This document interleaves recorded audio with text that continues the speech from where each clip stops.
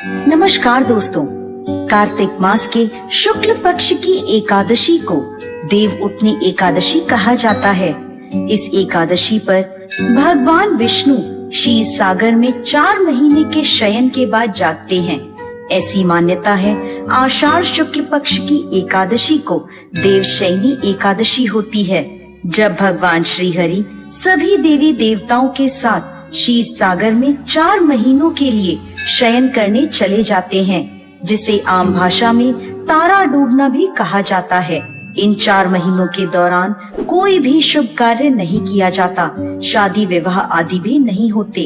देव उठनी एकादशी को भगवान विष्णु के जागने के साथ ही मांगलिक और शुभ कार्य आरंभ हो जाते हैं। आज के हमारे इस वीडियो में हम आपके लिए देव उठनी एकादशी की 2 पौराणिक कहानियां लेकर आए हैं। पहली कहानी के अनुसार एक समय भगवान नारायण से माँ लक्ष्मी पूछने लगी, हे नाथ, आप तो दिन रात जागते रहते हैं या फिर लाखों करोड़ों वर्षों तक सो जाते हैं, जिससे पूरी सृष्टि नष्ट हो जाती है। आप नियम से प्रतिवर्ष निद्रा लिया करें, जिससे मुझे भी कुछ समय विश्राम करने का मिल जाया करेगा। लक्ष्मी जी की बात सुनकर नारायण मुस्कुराए और बोले, देवी, आपने ठीक कहा है। मेरे जागने से सभी देवों और खासकर आपको बहुत कष्ट होता है। मेरी वजह से आपको भी जरा अवकाश नहीं मिलता, इसलिए आपके कथनानुसार आज से मैं प्रतिवर्ष 4 माह वर्षा ऋतु में शयन किया करूंगा। उस समय आपको और देवगणों को भी अवकाश मिल जाएगा। मेरी यह निद्रा अल्प निद्रा कहलाएगी, जो मेरे भक्तों के लिए परम कल्याणकारी और मंगलकारी होगी।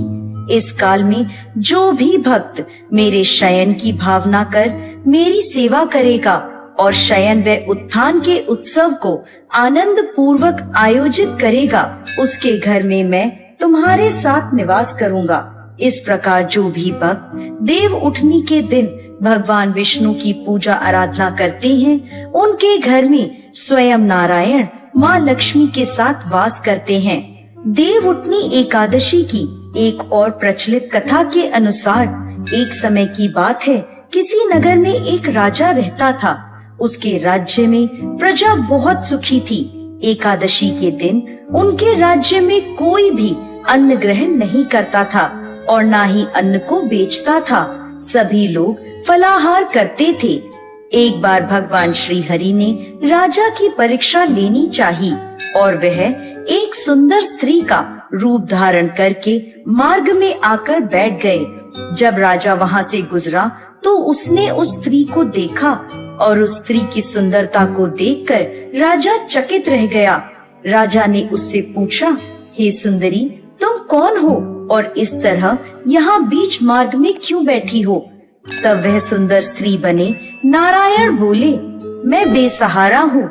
इस दुनिया में मेरा कोई जानने वाला नहीं है, मैं किससे सहायता मांगू? राजा पहले ही उसके रूप पर मोहित हो चुका था, तो उसने उस स्त्री से कहा, तुम मेरे साथ मेरे महल में चलो और मेरी रानी बनकर रहो। यह सुनकर वह स्त्री बोली, मैं तुम्हारी बात मान लूंगी, पर तुम्हें इस राज्य का अधिकार मुझे सौंपना होगा। राज्य पर मेरा पूर्ण अधिकार होगा। मैं जो भी बनाऊंगी तुम्हें खाना होगा। राजा उसके रूप पर मोहित था, इसलिए उसने उस सुंदर स्त्री की सभी शर्तें स्वीकार कर ली और उसे अपने महल में ले आया और उससे विवाह कर उसे रानी बना लिया। कुछ ही दिनों में देव उठनी एकादशी आई। उस स्त्री ने सभी को आदेश दिया कि बाजारों में बाकी दिनों की तरह अन्न बेचा जाएगा। उसने महल में मांसाहारी भोजन पकवाया तथा परोसकर राजा को खाने को कहा। मांसाहारी भोजन देखकर राजा बोला, रानी, आज तो देव उठनी एकादशी है, मैं तो केवल फलाहार करूंगा। तब उस सुंदर स्त्री ने अपनी शर्त राजा को याद दिलवाई और कहा, यह खाना आपको खाना होगा, नहीं तो मैं बड़े राजकुमार का सर कटवा दूंगी। यह सुनकर राजा बहुत दुखी हुआ और उसने अपनी यह स्थिति बड़ी रानी से कही। तब बड़ी रानी बोली, महाराज धर्म ना छोड़ें, बड़े राजकुमार की बलि दे दें, बेटा तो और मिल जाएगा लेकिन धर्म नहीं मिलेगा। ऐसा कहकर बड़ी रानी रोने लगी। तभी बड़ा राजकुमार वहां आ गया। माँ की आंखों में आंसू देखकर राजकुमार ने अपनी माँ के रोने का कारण पूछा तो बड़ी रानी ने राजकुमार को सारी बात बता दी। इस पर राजकुमार बोला, मैं सर कटवाने के लिए तैयार हूँ, पिताजी के धर्म की रक्षा जरूर होगी। राजा दुखी मन से राजकुमार का सर देने के लिए तैयार हो गया। तब उस सुंदर स्त्री के रूप में आए नारायण प्रकट होकर बोले, हे राजन, तुम इस कठिन परीक्षा में उत्तीर्ण हो। भगवान ने प्रसन्न मन से राजा को वर मांगने के लिए कहा तो राजा बोला, हे प्रभु, हमारे पास आपका दिया सब कुछ है, आप हम पर अपना आशीर्वाद बनाए रखें और हमारा उद्धार करें। उसी समय वहाँ एक विमान उतरा। राजा ने बड़े राजकुमार को अपना राजपाट सौंप दिया और विमान में बैठकर परम धाम को चला गया।